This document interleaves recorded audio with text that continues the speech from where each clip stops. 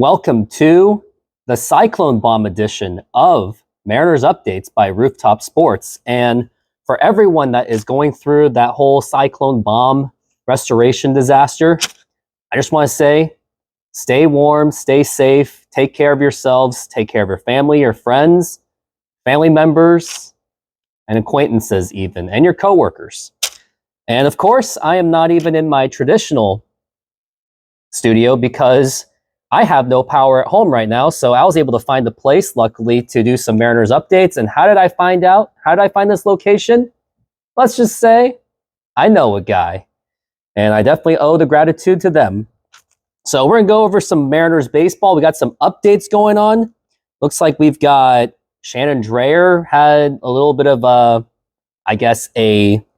debunk stating that the Mariners don't have to trade a starter to improve the offense, which I disagree, but we'll dig into that. And it looks like the Mariners are in the running possibly for former Mariner of 2022, Carlos Santana.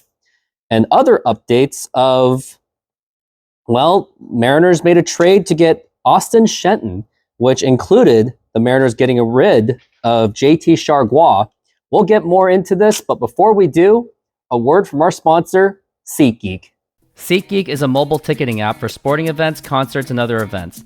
They make the buying experience easier by the app ranking each ticket from 0 to 10 to see if you are getting a good deal, and you can see exactly where you are sitting. I regularly use that app, and I have had nothing but a fantastic experience with SeatGeek. Use my promo code RoofTopSports to get $20 off of your first purchase. Link to the code, app, and website will be in the description, so take advantage, and thank you. Yep, thank you very much for using that promo code this entire time. And now let's get right into it. So Mike Salk was saying that of Seattle Sports Radio that they feel the need to trade away a starter to get offense, which I actually do agree with. And normally I don't really agree that much on what Mike Salk has to say. I don't really agree with anything that Seattle Sports Radio has to say. But then Shannon Drayer thinks that there is none of that is necessary to trade away a quality starter out of the Mariners rotation to get an offensive bat. And I did take a look at the article because the title was, it was very Shannon Drayer of her, I must say.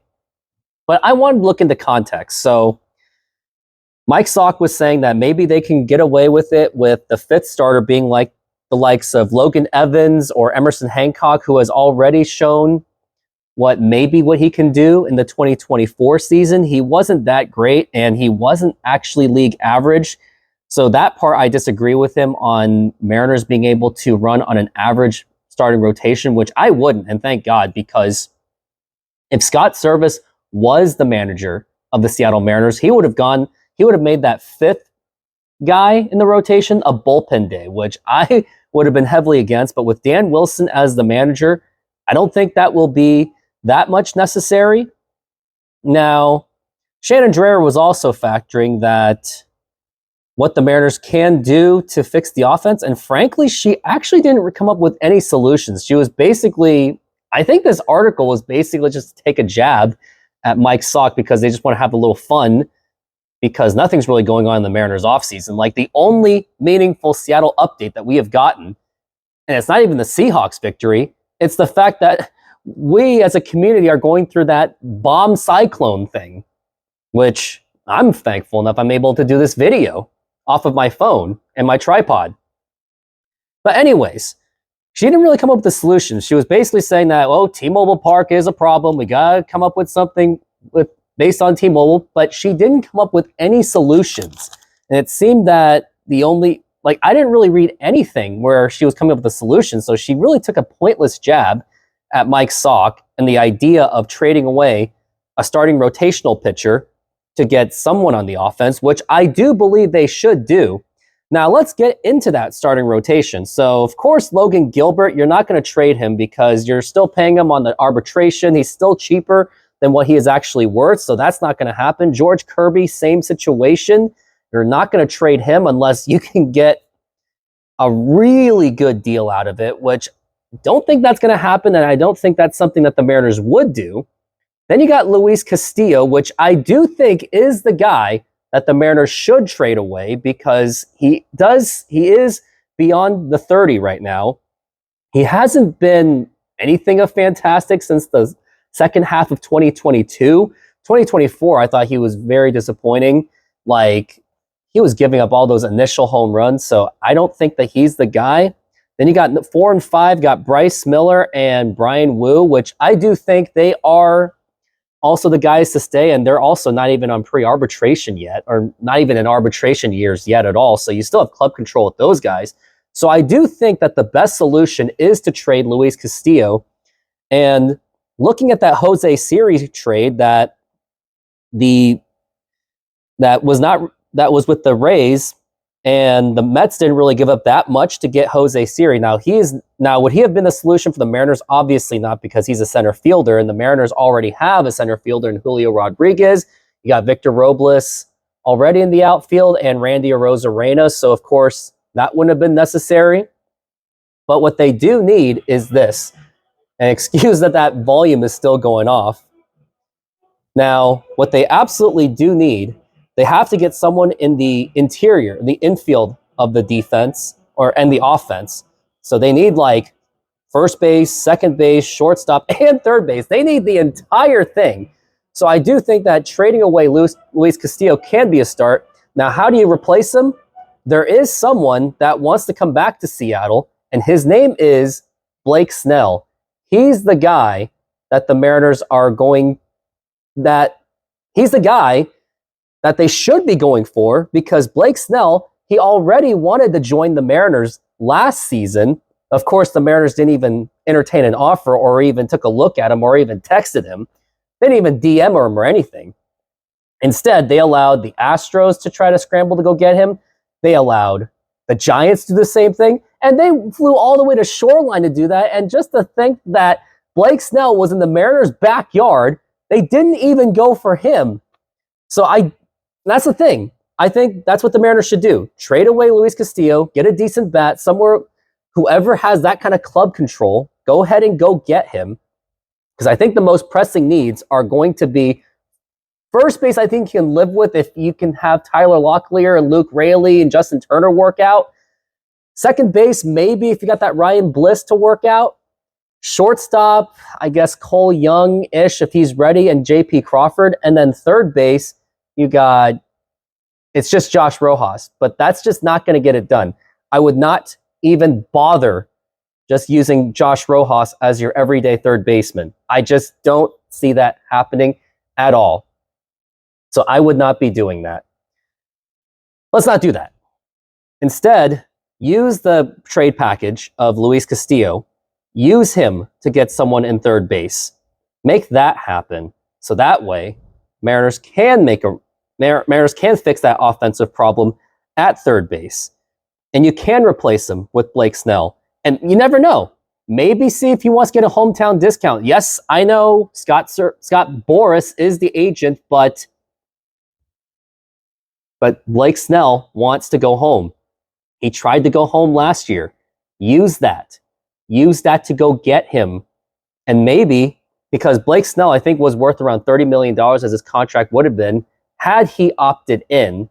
So maybe they're going to have to pay, I would say, the range of $25 to $30 million. And that's where Luis Castillo is already getting paid that much anyway. So why don't you go get him? Go get Blake Snell while trading Luis Castillo to get someone decent on the offensive side, especially third base, because that was really lost, especially when Eugenio Suarez was not on the team. And seeing him dominate in Arizona was extremely painful. And I knew that deal was going to be horrible. But of course, this constraints of the budgeting of the Mariners just continues. And maybe they'll continue to make it worse. And it seems that just in this offseason, Mariners continue to double down on cheapness with Austin Shenton being traded for. And I looked at his numbers. He is not going to be your everyday guy. And I hope the Mariners do not make him the everyday guy at third base or wherever that they would put him, because he is projected to be a utility player. Would not go with that. And to make matters worse, they DFA'd one of their key bullpen pitchers in JT Chargois. And I think that was also a big mistake on the Mariners' part. Now the Mariners traded pieces for nothing for that. So I don't know. it seems very, unfortunately, hopeless. But if only they can just get the Blake Snell, trade Luis Castillo, and get someone on the offensive side, that'd be great. But they won't do it because they're afraid to spend the money. And honestly, I just don't think Jerry Dipoto and Justin Hollander are the right guys.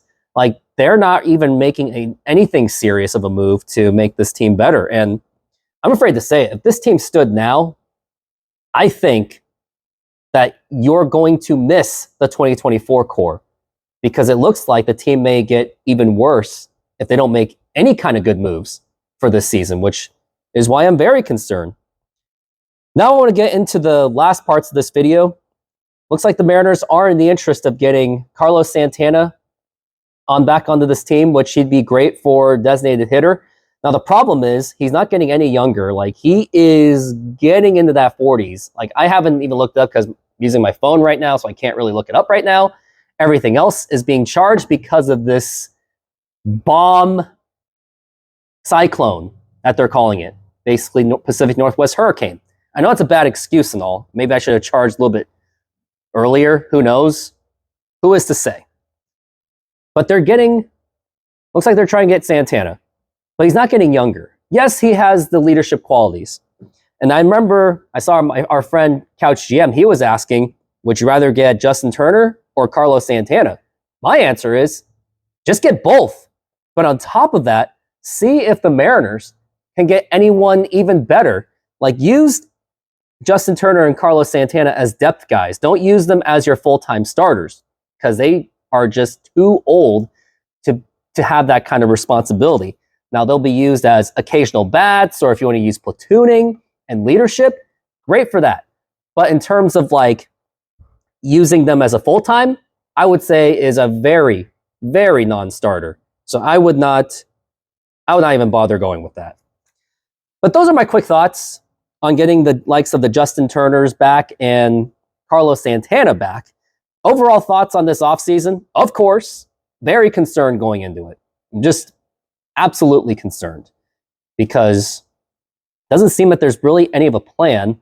Like, it seems that they were only prioritizing just to keep the starting five. But what about the bullpen even? Is Matt Brash going to be able to come back in health? Is Gregory Santos going to come back in healthy and effective? What are they going to do with everyone else in the bullpen now that JT Chargois is gone?